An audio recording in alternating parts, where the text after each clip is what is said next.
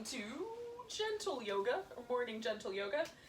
Sometimes with the light behind me I look a little bit ethereal, but hopefully I'll be visible enough that you'll be able to follow along. So we're going to start laying down.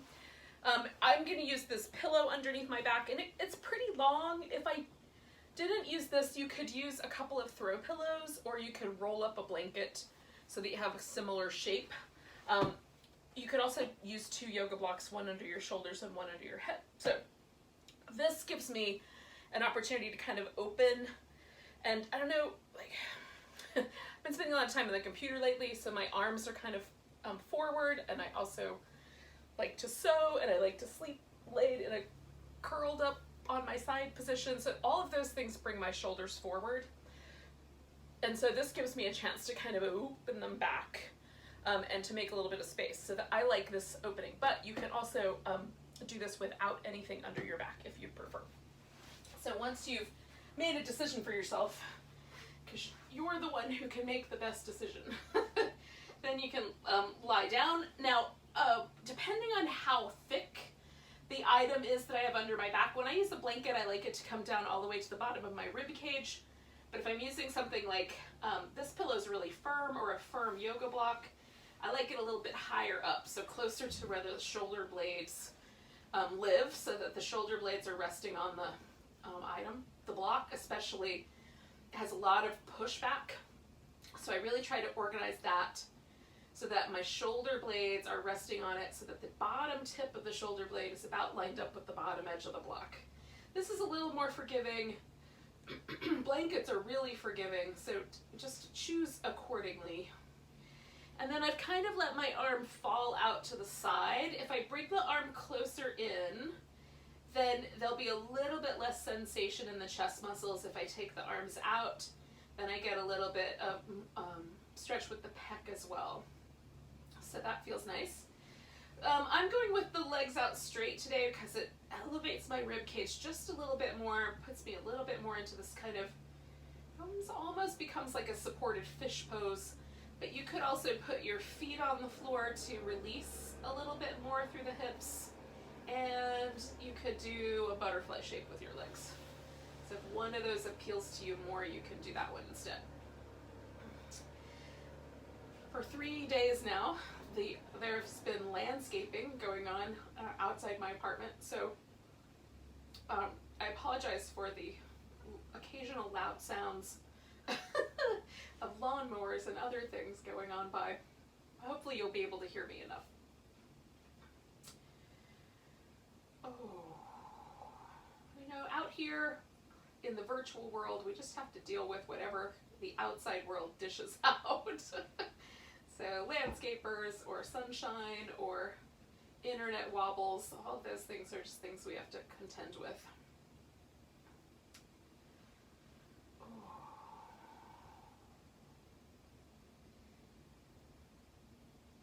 We're just going to let ourselves relax into all of that stuff. There might be noise at your house too.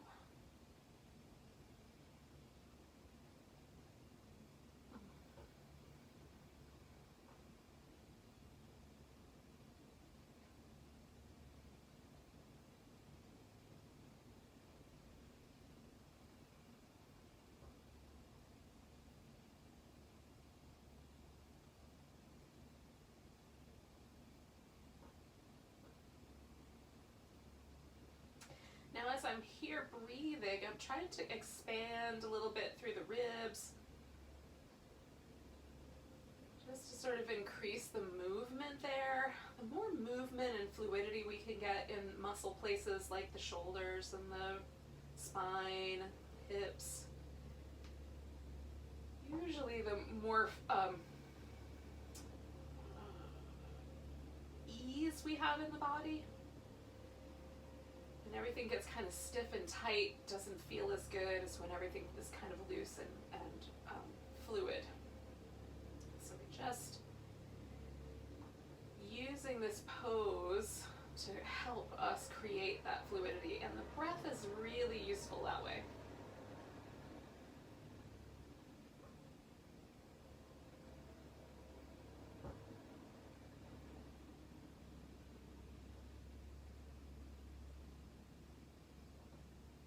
intentionally breathing really deep, smooth and rhythmic.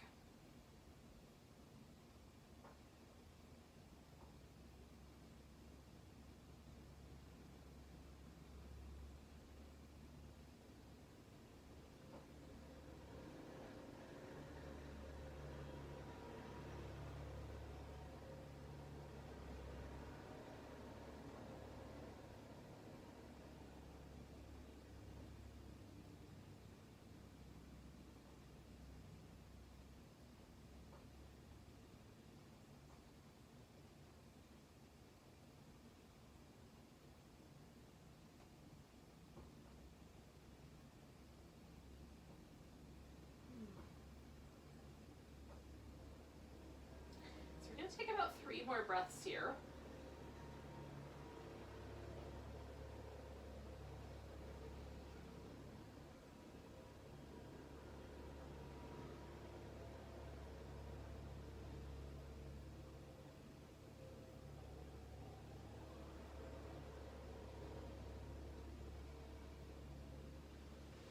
Okay, so I'm going to bring my feet in so that I can really easily just kind of push myself over and then pull this guy out with the minimum amount of disruption.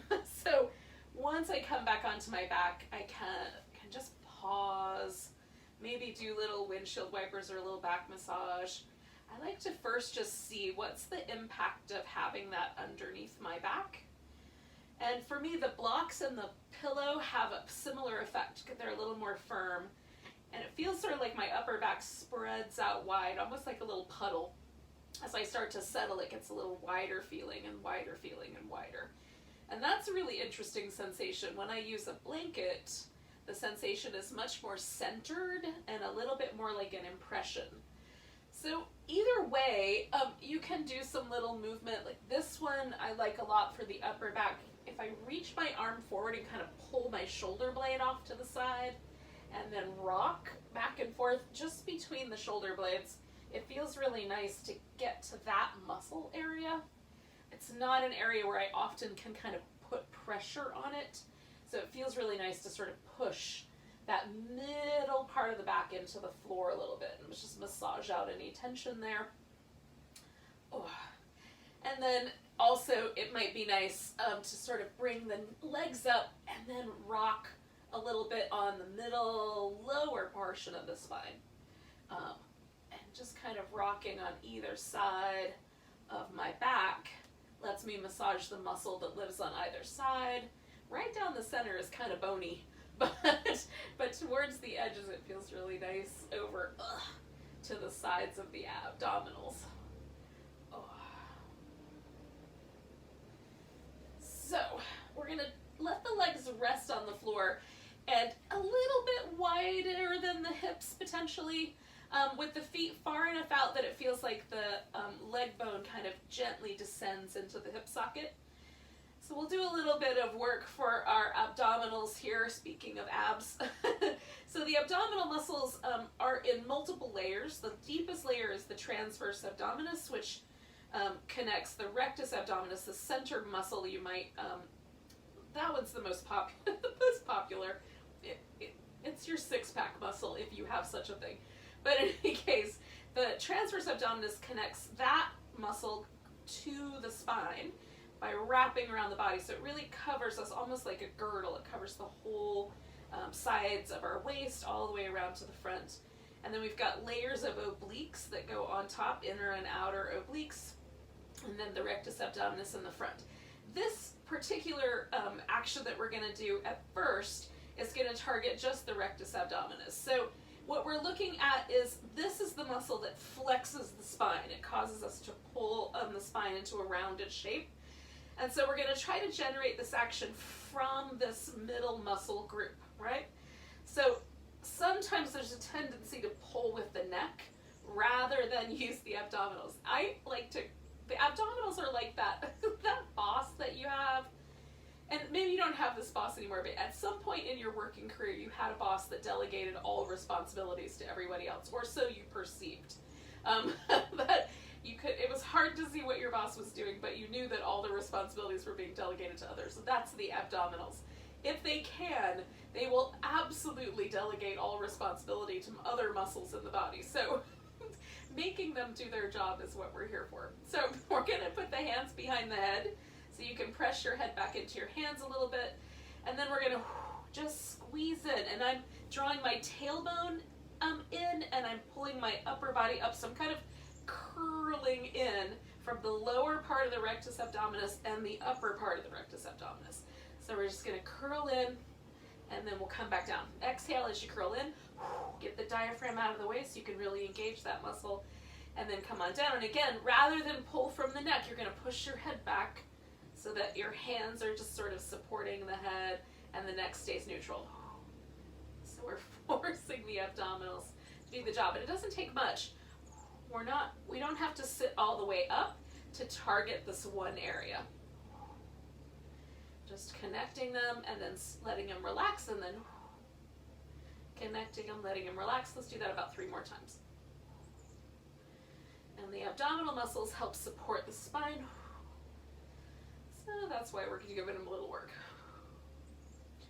Okay, so now we're gonna add on, and we'll do the obliques. So you're gonna take one leg, doesn't matter which one, and put it up on top. So I've got my left leg on top of the right leg, and I've crossed my left shin over the top of my right thigh. So then I'm gonna take my right elbow towards that left knee. So I'm gonna curl up that way and come on back. I'm gonna, again, try to feel myself use these muscles on the side of my waist to create that twist rather than pulling from my head. So still pushing the head back and curl it up. Exhale as you come up.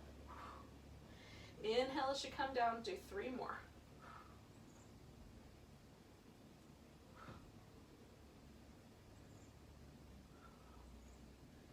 And then once you're down, we're going to take this leg and just bring it in toward us.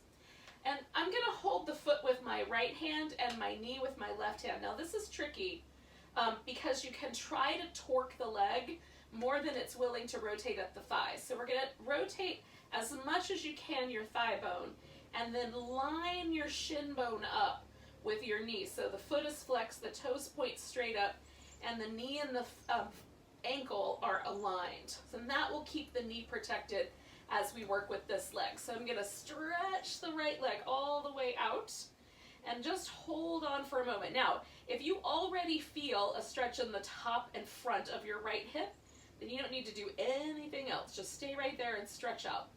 If you don't feel anything there and you need a little bit of a lift, grab this foot with your left hand. Now I'm still lining up my toes, my ankle's still flexed, everything's still aligning.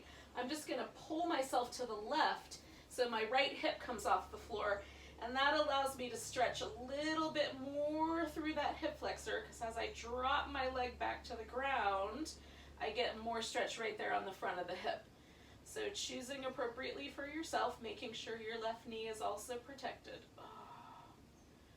Ooh, I like that stretch. I'm gonna come out of it for a second, give myself a little length through that right side without that extra pressure, and then one more time kind of lifting my right hip off the ground and stretch it into the space I just made.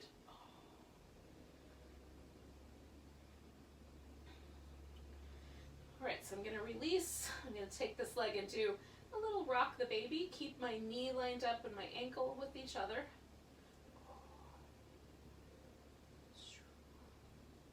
Now, some people can grab hold of their left big toe and then just extend the leg up. My preference is to use a yoga strap, so if you have something like that, or you have a towel or a leash or a rope, whatever you got, you can take this and extend the leg that way. Either use a loop to hold onto it or use the end of the, the ends of whatever it is you're using. I've used a kitchen towel, or washcloth, a regular bath towel. Dog leashes are nice because they have a loop in them. But you can also I've used a scarf, whatever you got handy to extend the length of your arm. I'm still active here on this right side. My toes are up. I'm reaching out through my right leg. And then I've got my left leg as straight as I can. But for me, the straighter I keep this leg, the more it aims the stretch right in the middle of my hamstrings. If I bend my knee and try to pull my leg in closer, all I feel is that stretch right at the butt bone. And that in and of itself is mostly connective tissue. I want to get the sensation where there's muscle, because I'm trying to create movement and a little bit of space in the muscle tissue, and especially in the layers of connective tissue that hold the muscles together in that area. So I don't want it to target at the tendon. I want it right in the middle, if I can help it. So we're going to stay here for about 5 more breaths. Give myself a little more room.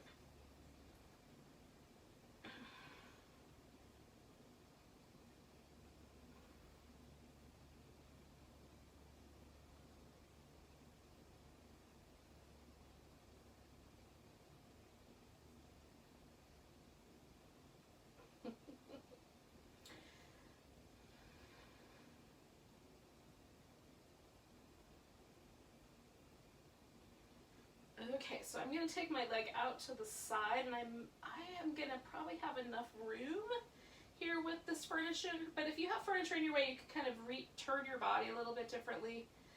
And then I've got a little stretch through my inner thigh, so that's all I'm really trying to get there. If I wanted more space, I can readjust. Oh. Sometimes it's nice to have something like a wall or a piece of furniture that you can kind of push into a little bit with your leg. And then roll your hip down towards the floor. Oh, you can also put support underneath, so you could build up a little stack of pillows to rest your leg on. That works really nicely. So I'm reaching out through my right leg, reaching out through my left leg, kind of anchoring through both places. Getting just the right amount of sensation. And again, I want it right in the middle area of that muscle. The adductors that we're working right now, or lengthening, are pretty deep. If you think about like how big your femur bone is, it's, you know, maybe like an inch or so in diameter. It's at the middle of your femur bone, and then like the distance between this place and where that bone lives, that's a lot of muscle. So there's a dense piling of muscle happening right here in this inner part of our thigh. So we're working on all those layers.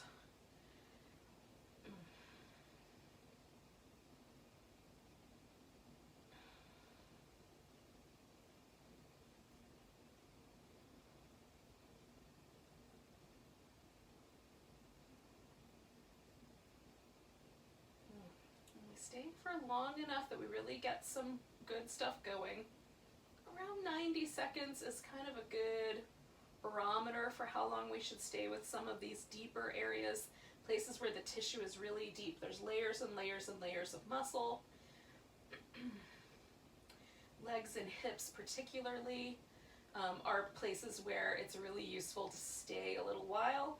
And then in some instances as well, kind of mobility in the upper back and shoulders, it's also a good idea to stay for those times. Just, you know, working with whatever injuries and sensitivities you may have in either area. Sometimes the hips can be quite sensitive, the shoulders can be quite sensitive. Okay, so we're going to stay for about 4 more breaths.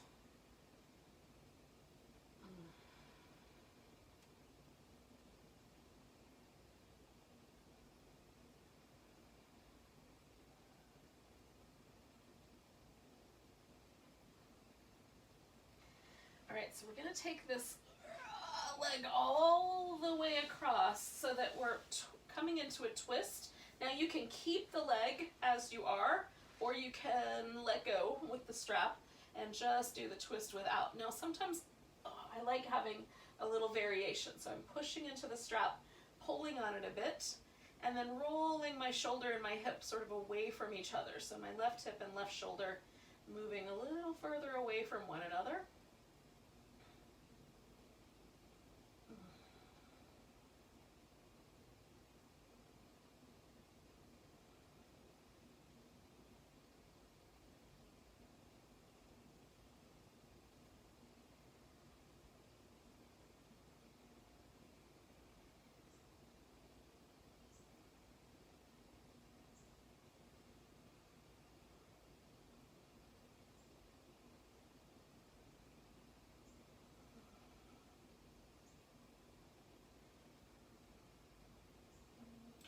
can do 2 more breaths as we are.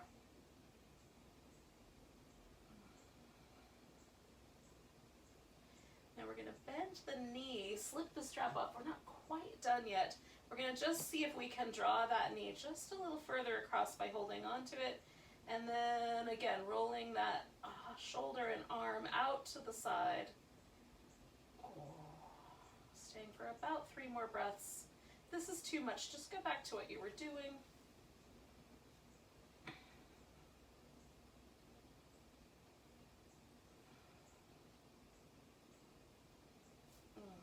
Coming on back at the end of that space. All right, so I'm gonna do a little movement to kind of rinse everything. Rinse out my shoulder, rinse out my spine. Collect myself a little bit here. Reestablish some order. All right, so if I stretch out both my legs and just for a moment pause. For me, the left side is different than the right side. It feels a little bit closer to the ground. It feels a little longer. Like I would swear to you, my left leg is a little longer than the right one. It kind of feels like my left arm is a little longer than my right arm. So if I were to actually objectively measure that, it probably wouldn't be very different. But what is different is that the signals that are being sent from my connective tissue, mostly, because that's where the nerves live, back to my brain. And that information is telling my brain that that was quite nice. It feels looser, softer, a little more relaxed. So that's what I'm looking for. If the information that's coming back is, oh, I feel really sore or tender, or things feel like I overextended, then I want to use that information and modify my practice the next time. So I'm a little bit kinder to myself.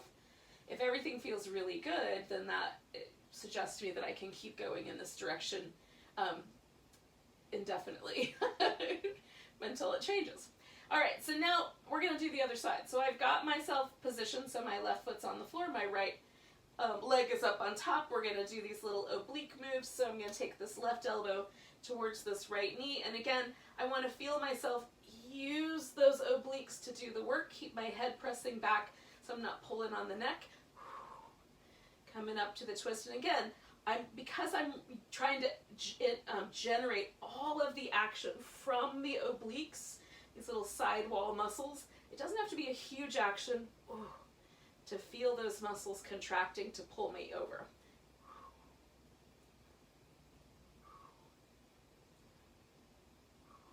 2, 3 more.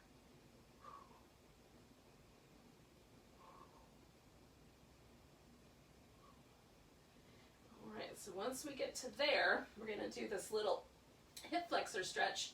So again, I'm going to come in here, hold onto my leg. I want to externally rotate the thigh as much as it's willing to let me, and then I line up the toes, go straight up in relationship to the knee, and the shin is completely aligned. So I don't want there to be a twist in my ankle or any sort of rotation in those bones, if you can help it. Holding onto the leg, I'm going to stretch my left leg out. Now my left side is a little looser than my right side. I already stretched a little bit of there. So I'm going to give myself just a little bit more. So again, I'm going to hold here, keep those bones aligned, bring myself over so my left hip's off the ground, and then as I stretch out through that left side, I get a little more space, a little more room to stretch into it. You can bring this leg all the way to the floor even. That gives you a lot of lift and room to spread.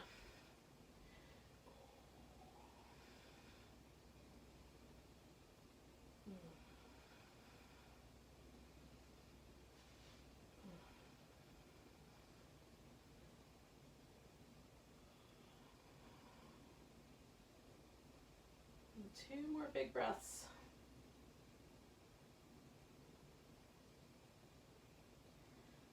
And then we're going to come back to the center. I'm going to do a little rock the baby. Just coming back and forth. This is where I'm going to either hold on to the big toe or I'm going to use the strap and extend the leg. And again, working towards like whatever version works best for you. For me, the straighter the leg, and then the leg a little further away from the body until I feel like it's the right amount of stretch, rather than a bent knee. But for you, it might be that the knee bend is better. Just figure it out. Like, try it both directions. Try bending your knee and pulling your leg in closer. See where you feel that. Then go for a straighter leg a little farther away from you, bringing it in just close enough to feel something, and see where it lands. And then go for the right answer for you. My suspicion is that for most of us, the straighter the better. But everybody's different. And I could be wrong. It would not be the first time. Oh, most definitely not.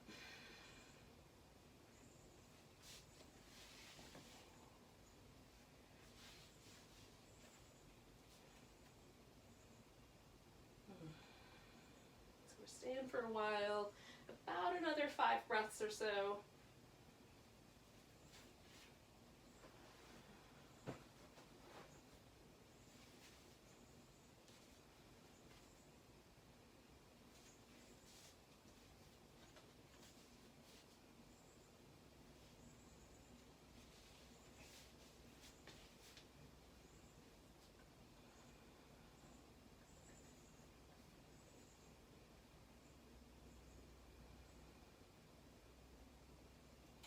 Okay, so with my exhale, I'm coming out to the side, and I've got on this side, because I don't have the furniture in my to use to push off of, I'm using this pillow. So I've got just a little bit of structure there that I can kind of work with. It holds my leg in place, so I can pull this hip down, push out through the foot, and find the right amount of stretch for my adductor area.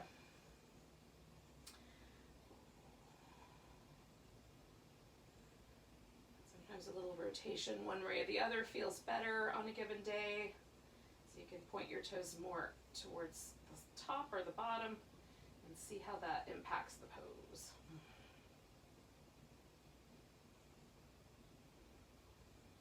And then deep breaths. We'll stay a while.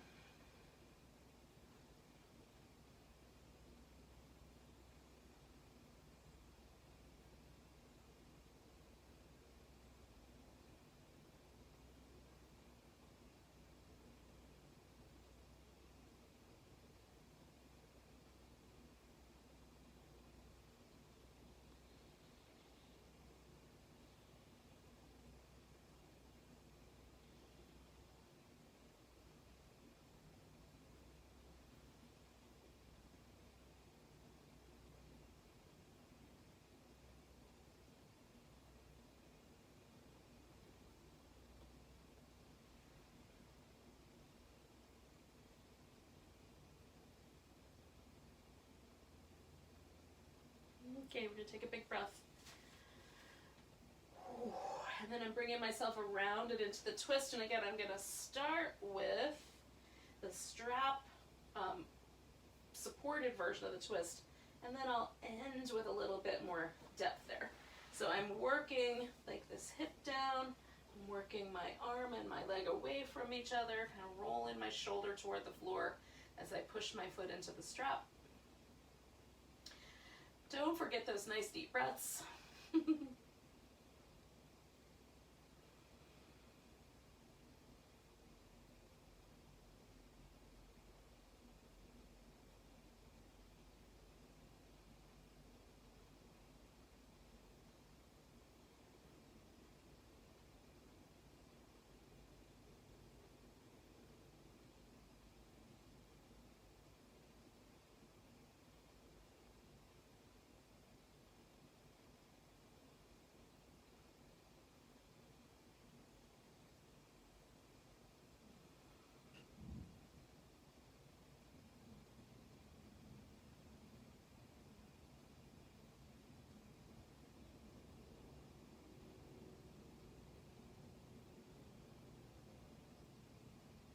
I'm going to take 2 more here.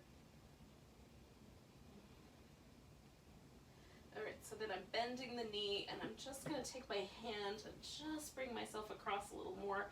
So now the focus is a little bit more through the twist maybe a little less on the hip, but oh, more in the chest for me.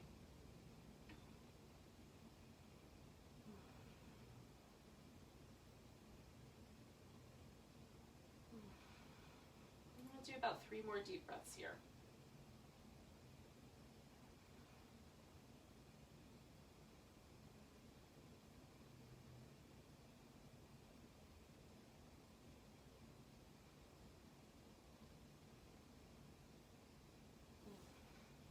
Okay, coming on back to the middle. Oh, putting the legs down, giving myself some little windshield wipers.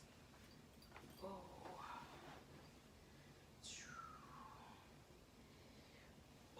And then eventually I'm going to stretch myself out.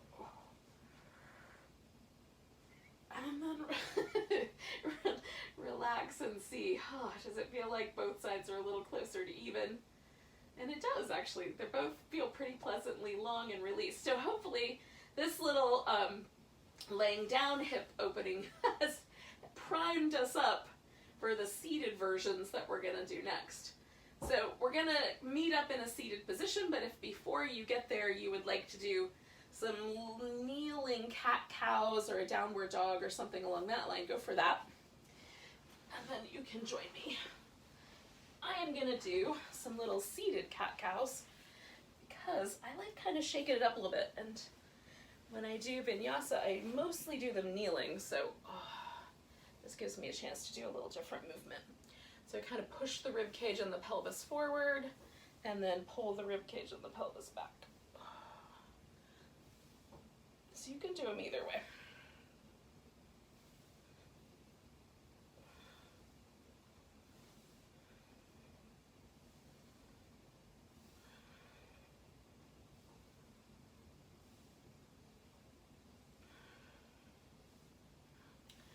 And then I'm going to do some little kind of wobbly things. Okay, so for the second half of what we're going to do, some props might be useful. I'm going to use a blanket for some things, and I might need a block for other things. So you can have some things that are just a little soft. Blankets make excellent yoga props because you can decide how thick that you want them. You can fold them to make them a little more supportive and lengthen them out to make them less. So we're going to start with a shape. Now, this is the first possibility, which is kind of more of a Janu Shirsasana shape. So the leg is wide, the thighs are wide apart, but this leg is in, and we're going to side bend over this longer leg. So that's option 1. The second option is to bring this leg around the back. Now this shifts my pelvis so that when I side bend, I'm already sort of in this alignment with my spine. So I'm a fan of this variation. This is referred to as Parigasana, the gate pose, gate latch pose, depending on who you ask. So you can do it this way, or if this just is not going to work for your knee, definitely do it the other way. And you can add some support if you like a little higher positioning. Some people lay themselves all the way out and try to grab their big toe. I don't really care. I'm mostly here for the length and the spine work. So we're going to give ourselves this little side bending shape. We'll hold it for about 7 or 8 breaths, somewhere in that neighborhood.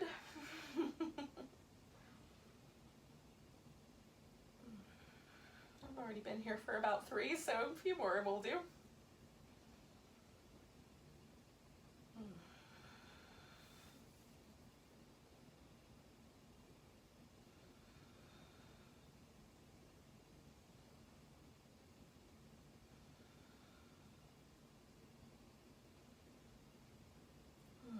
So one more big breath where I am. I'm going to pull my arm around the other way, and then that'll help me kind of lift myself out. Now we're going to create a deer pose.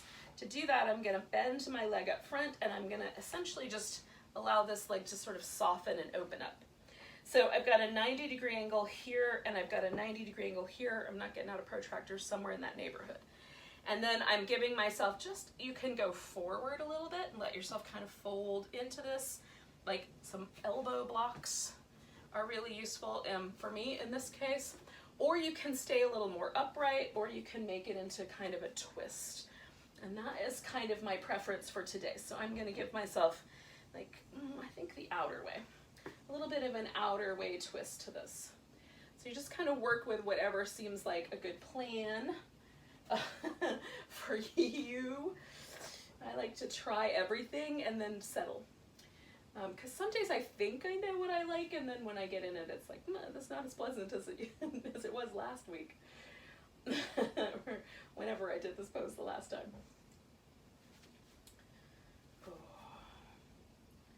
So the deer pose is a little bit unusual. It's actually a really old pose. The earliest record of this particular arrangement of the body as kind of written down as something to do dates back to around somewhere between 13 and 1500. It's a pretty old pose. Rocking it back to the Middle Ages. Some of the yoga poses are really old in that regard. The next one we'll do also is kind of dates way back there. But some poses that we do, like the warrior poses and some of the stuff that's more common, or that we, downward dog even, these are more modern poses, really, 20th century poses. So maybe these old poses have some benefit, maybe they don't. It's fun to try them and see what happens. So we're gonna take one more breath here. Now this leg that's behind me is coming all the way around, and it's gonna go up on top. So first I'm gonna lean away from it and swing it around to the center. And I like to pause for just a moment, kind of rinse out the hip. It's a weird position to put the hip in. We don't do a lot of internal rotation in general in the West. So it's different. So then you're gonna bring your legs on top of each other. Now you can do the knees closer together, or you can do the shins closer together. And this is where I employ a couple props, because my ankle joint hits my inner thigh right at the tender place on my knee. So if I put a block in front of me and put my leg up on top of the block, so it's about the right height, it's way more accommodating. You can also just sit cross-legged here. Just the closer you can bring your thighs together, the more it's going to target this outer part of the hip, which is what we're after. And then some people are going to need to lean back a little bit, because that's going to be the right amount of pressure. Some people will find they can sit really upright, and then some people will find that it's better if they fold forward. And it's just like, make sure your knee isn't in trouble and that it feels really nice on your outer hip. You've got a nice little, the right amount of stretch. Not too much, not too little, just right. Goldilocks variation of the stretch.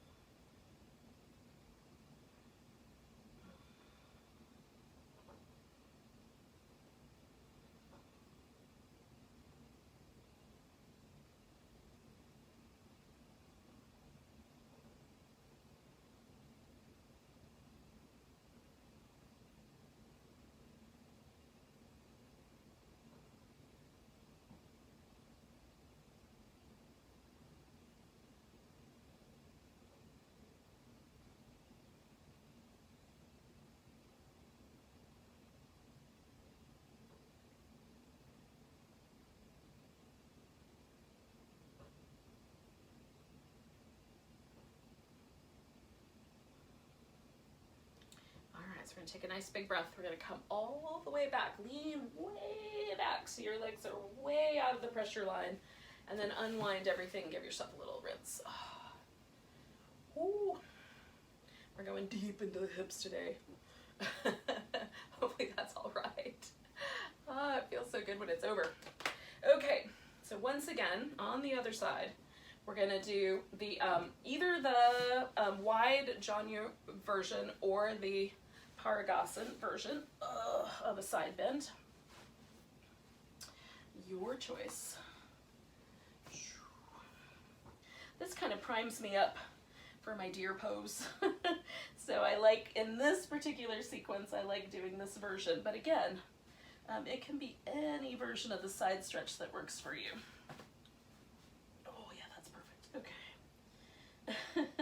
Nice deep breaths.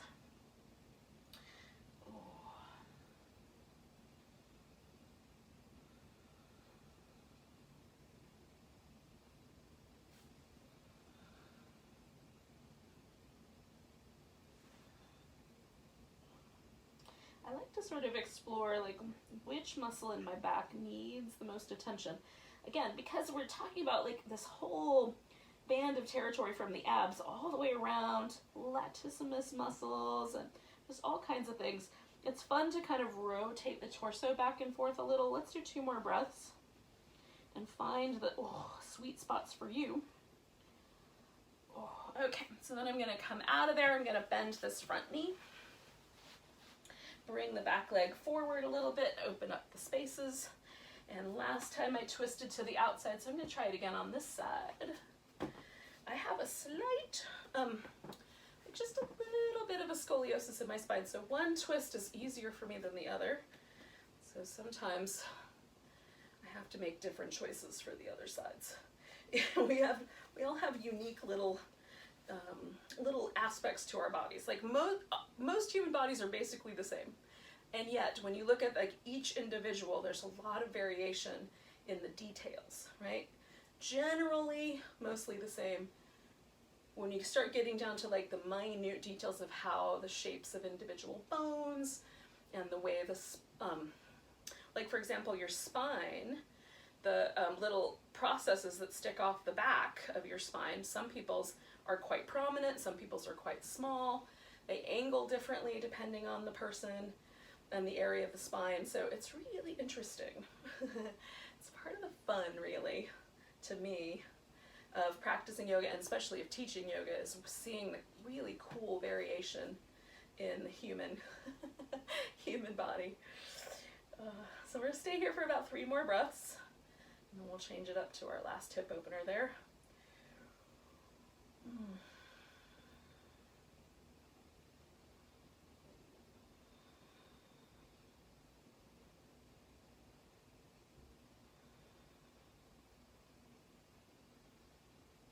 Okay, so I'm gonna kind of lean, bring this leg around out of the pressure zone. Give it a little rinse. Oh, feels good. And then I'm gonna pop it up on top. And again, I'm gonna use a block because I like that better than having my ankle joint on my poor little tender knee. But for you, you can do it in any way that makes sense, even just a cross-legged position. Just get your knees close together. Or on top of each other. And again, you might lean back and lengthen the spine, you might sit straight up, you might be able to lean forward, but in all cases, we're not hunching, right? We're just letting the spine kind of hang out in a relatively long, expanded sense with a little bit of a forward tilt in the pelvis, or backward tilt, or straight up, depending on your position, so that the movement's coming from the hip and not from the spine. That's the important bit. Feels good. Wow, lots of juicy hip, outer hip action. Ooh. My right hip is a little bit more, it's actually more muscular, but as such, it's a little bit more resistant to some of the lengthening. It's a little tighter feeling. I like to say that, I like to use a metaphor that my right hip is like a moray eel. Like, it's super muscular, really powerful, like crouches inside the rock. And my left hip is more like an octopus. Like, it can assume all kinds of different shapes, very wiggly. These are my metaphors. You can come up with your own. I like it better than saying my bad hip. It feels wrong to call it bad for some reason. 2 more breaths. I think the language is, it's something that's a little trivial maybe, but it's also kind of important because we program ourselves a little bit in how we think about or feel about our body. And I would rather not think about my body as being like bad in some way. Like, what did it ever do to me? All it's ever done is try to get me from one place to another. All right, so here we are. We've done both hips. We've done some work for our spine. So we're gonna do 1 forward bend, and you get to pick which version you like. Do you want your feet closer together so your legs are straight but close together? Would you like a wide V where you fold forward into that space? That's often my favorite. Or you can do a butterfly. Now, the butterfly can go like this kind of more diamond shape, which is more akin to the tortoise end of the spectrum. Or you can pull your feet really tight in against your hips and do more the bound angle end of the spectrum. Somewhere in the middle is what I call the butterfly. So you can do that version wherever it lands in that trajectory, and you can have your spine really, really tall, or you can let yourself kind of round over softly. The thing to be mindful of is trying to pull your face down to your feet and forcing your back into a rounded shape. So we never want to force the back into that shape. It puts a lot of pressure on the inner part of the disc and the out, which there's places in our low back that are super vulnerable. L5, S1, that disc, and the L4, L5, that disc. And so we want to avoid putting really strong pressure there. That's already a spot that as we age tends to get a little tricky. So if we can keep the pelvis and the spine more aligned, there's less pressure. And then a softer kind of rounded upper back is fine. Just be mindful of not pulling too much with your lower back. Sometimes a rounded upper back feels really good to me, especially as I breathe.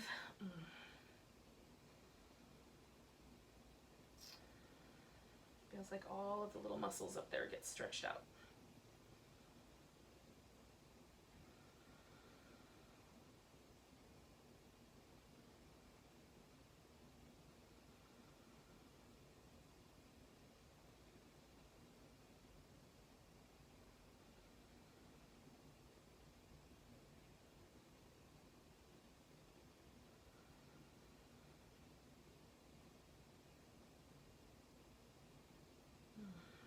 Two more breaths.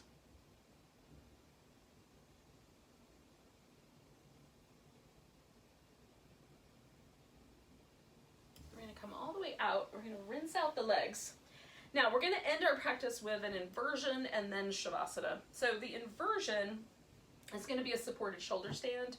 You can substitute legs up the wall or legs over the couch or legs up over the chair, whatever you've got in your space, if you would like. To do a supported shoulder stand, we're going to put something under our hips that elevates the pelvis so that we're in a shoulder stand. Now, regular shoulder stand is quite extreme, and it puts a lot of pressure on the C7 vertebrae, this last neck vertebrae right at the point where the shoulder begins. And that is a place where if you have a job that you lean into a computer, you're already putting pressure there.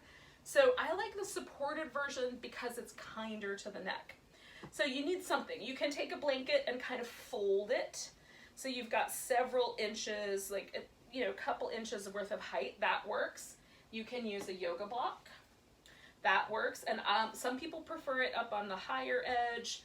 I like mine on the lower end. I'm going to use this pillow today because it's about the same thickness as a block, but a little bit softer and more forgiving on my poor little sacrum. If you are younger and your sacrum is a little more mobile when we're young, like before we get to about between 25 and 30, for most of us, there's a little bit of kind of fusing of some of the sacrum. Not necessarily all of it. There's some, again, there's a lot of variation in the human condition. Many people get an entirely fused sacrum, but not necessarily everyone. But younger people have more play there. And so you may be more comfortable with a more solid object, so there's less opportunity for play. I'm an old lady, so for me, it's pretty well calcified, so I'm probably in good shape. And I find something a little softer, a little bit more kind. Now, when I want to put this object right under my pelvis, so my sacrum, which lives right here, is all the way on the object, and both wings of my pelvis are also stationary. And then I just make sure that if I lift one leg in the air, I don't feel a lot of pressure plowing into my neck before I take the other one off the floor. Okay, so I want the weight to rest in my hips, so there's very little pressure on my neck. There's a little bit of, weight on my shoulders potentially, but for the most part, just kind of hanging out. And you can do one leg at a time. You don't have to do both legs at the same time. Just bring them on up. I like to do a little bit of a kind of a shake. It helps the lymph move. Oh, some little ankle circles while I'm here. And then we just pause and hold on. Now this does a little bit of abdominal work because we're sustaining the legs in this position. So bonus on the core part.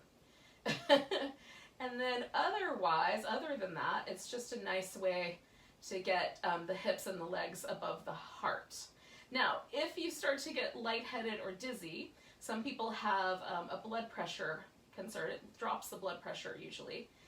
Take your hips down and just do the legs and see if that works better for you.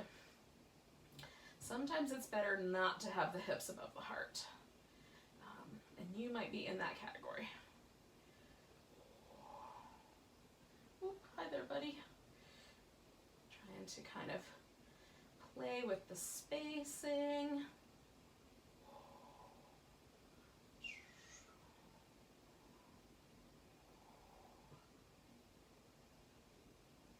Give myself a little bit more core work to do. It's fun. You can kind of mess with it. You can rest your hands on your knees. Like there's versions of the shoulder stand where you kind of rest your knees on your elbows. That again puts a lot of pressure on the neck, but putting my hands here and resting the thigh, that does not put a lot of pressure on my neck. It's kind of an interesting shape. It's like an upside down squat.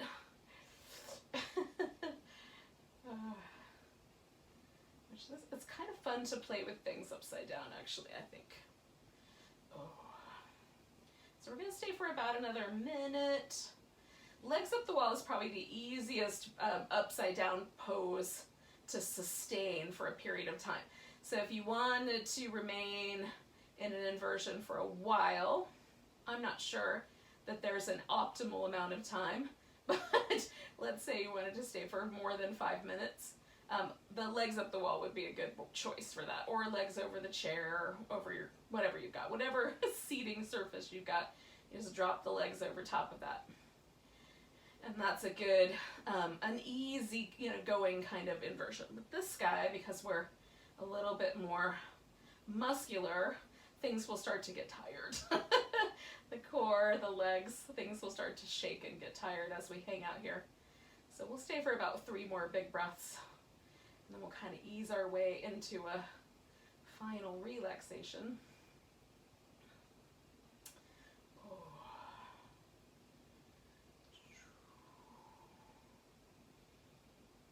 Okay, so to come out of this, I'm going to do one leg at a time. So I'm going to put one foot on the ground and then the other. That second one is always a longer fall. And then before I even take my hips up, I'm just giving myself a little bit of grounding. I'm going to pick my hips up and push this pillow out from underneath me, hopefully without pulling off all my clothes, which is a possibility. All right, so I'm going to leave that there because that is going to give me a place to kind of stretch, and it helps release my hip flexors, right? So having something where the thighs wind up being slightly elevated, some people prefer it down under the knees. I like mine a little closer to the top of the thigh. It can help your low back release down into the floor, which is a nice way to kind of find this relaxation. Then for the shoulders, we're going to kind of tuck the shoulder blade down and in, and then allow the arms to fall out to the sides in some way. Now, if that's really vulnerable feeling, you can definitely bend at the elbow and rest the hands in, or even do more of a cactus shape with the arms. That might be more comfortable to have the elbows a little higher up. So experiment with your shoulders and your arms until you find that spot. Make sure your hips feel really nice. Sometimes this, right here on the side of the hip is gluteus medius. And so, we're all familiar with gluteus maximus because it's a little lower down. But the gluteus medius muscle, if you take it and just kind of pull it out to the side a little bit, it can take a little bit of the pressure away. If you happen to have a well-developed gluteus medius, or, just some junk in your trunk, just kind of pull that out of there, off to the sides a little bit, if that can help relieve some pressure from the low back as well. And then once you get all the little variables set, spread out your fingers and toes.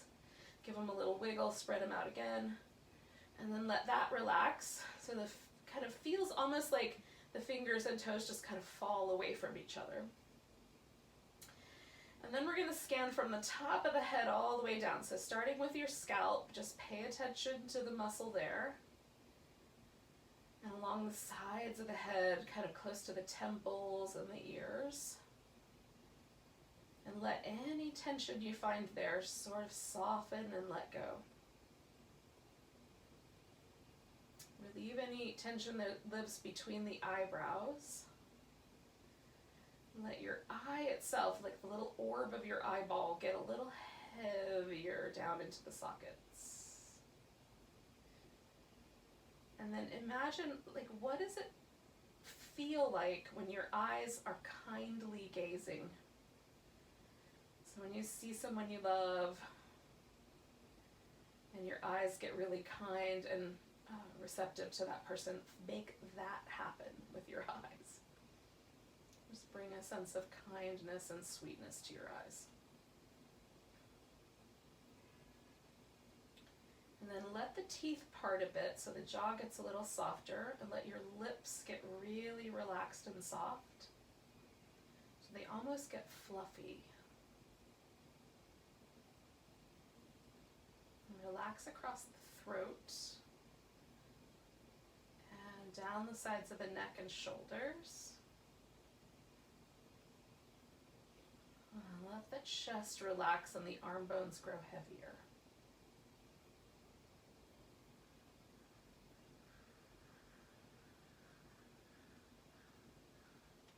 Feel your abdomen relax and the groins. And feel the legs grow nice and heavy and soft.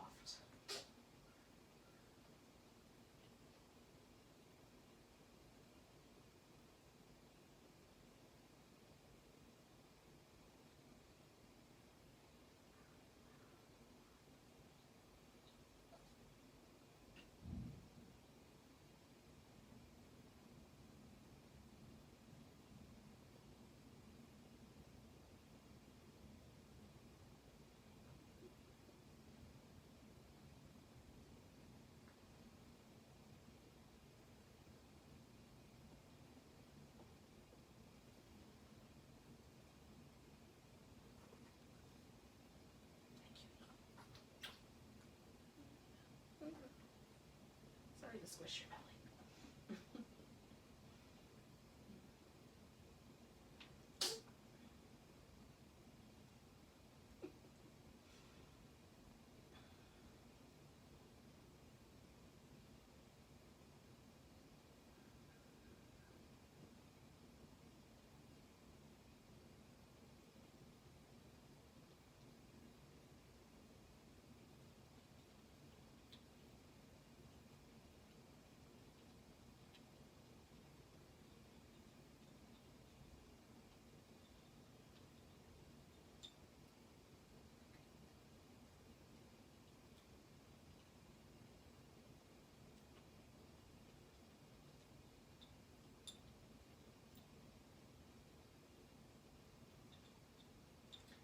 Take a moment just to notice that the body is breathing.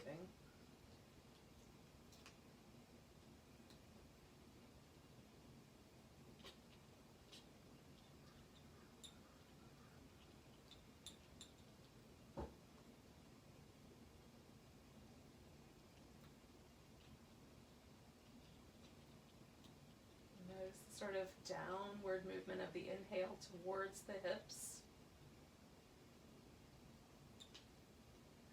Light lifting sensation of the exhale.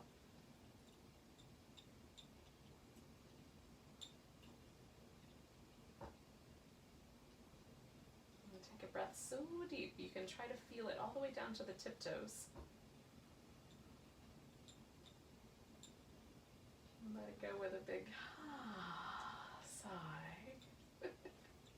And then you could wiggle your fingers and toes and your wrists and ankles. Give yourself some little stretches in different directions. maybe a back massage for the road. Oh.